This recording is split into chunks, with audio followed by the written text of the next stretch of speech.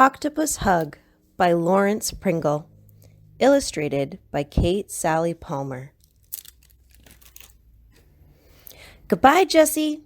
Goodbye, Becky. My mother was going out to have dinner with a friend. Dad was taking care of my sister and me. Mom kissed us all goodbye. After she left, I felt sad and grumpy. Becky and I began to fight. Dad asked, "How many arms does an octopus have?" 8, I said.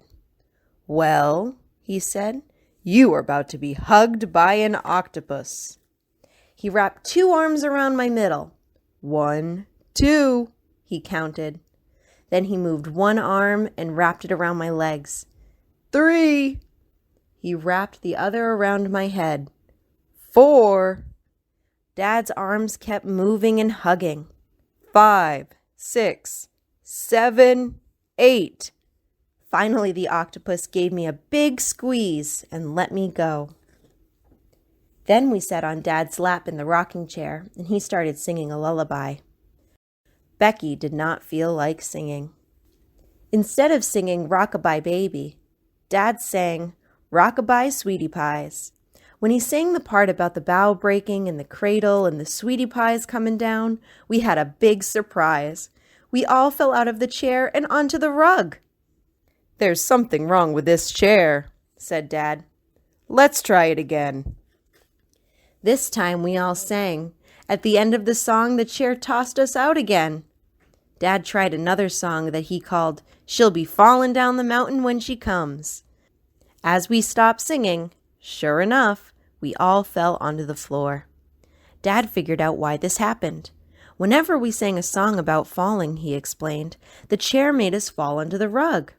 We rocked, sang, and fell on the floor many times. Then we all lay on the rug and rested. But not for long. Our strange rocking chair had reminded me of another game we played with Dad. "Let's play tree," I said. Dad knelt on the rug and held his hands at his sides, palms up like low tree limbs. I put 1 foot on each limb, and he lifted the limbs high enough for me to climb on his shoulders to the top of the tree. Then Dad made a whistling sound like the wind. The tree started to sway, first to one side, then the other.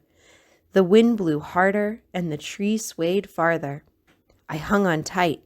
Crack! The old tree began to fall. Dad yelled, "Timber!"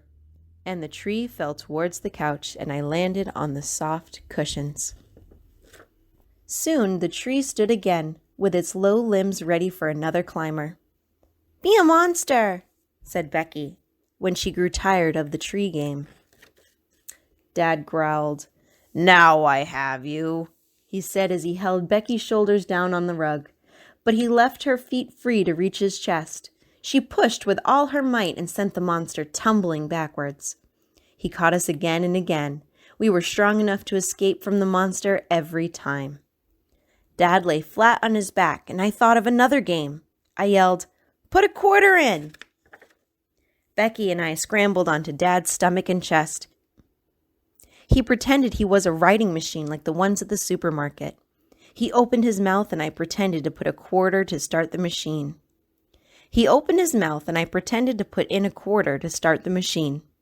The writing machine rose and began to sway and bounce. It moved from side to side and up and down.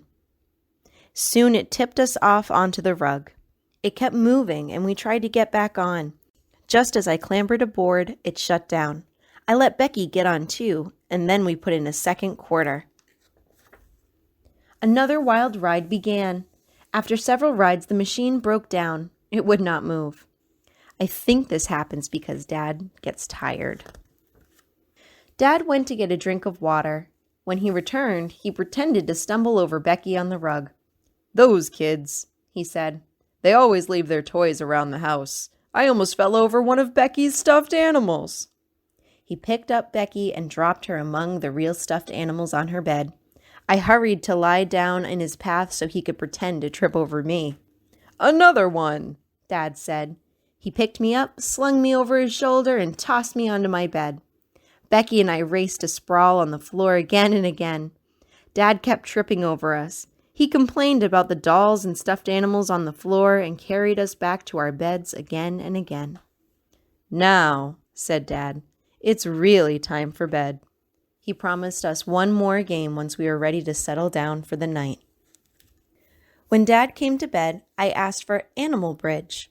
I lay on my stomach under the covers. "A mouse," I said, and Dad's fingers scampered over my body from my feet to my head. "A frog." His hand hopped over the animal bridge. I asked for other animals, a cat, a snake, even an elephant. Then Mom returned. She came in to say goodnight. Becky was already asleep. "How'd it go?" she asked. "Did you have a good time with Daddy?" "Yes," I said. "We played Animal Bridge and pretended to be toys left on the floor that Dad had to pick up, and we played Put a Quarter In, and Monster, and Tree, and Rockabye Sweetie Pies, and Octopus Hug." Mom laughed. "What on earth is an octopus hug?" she asked. So Dad gave her one. The end.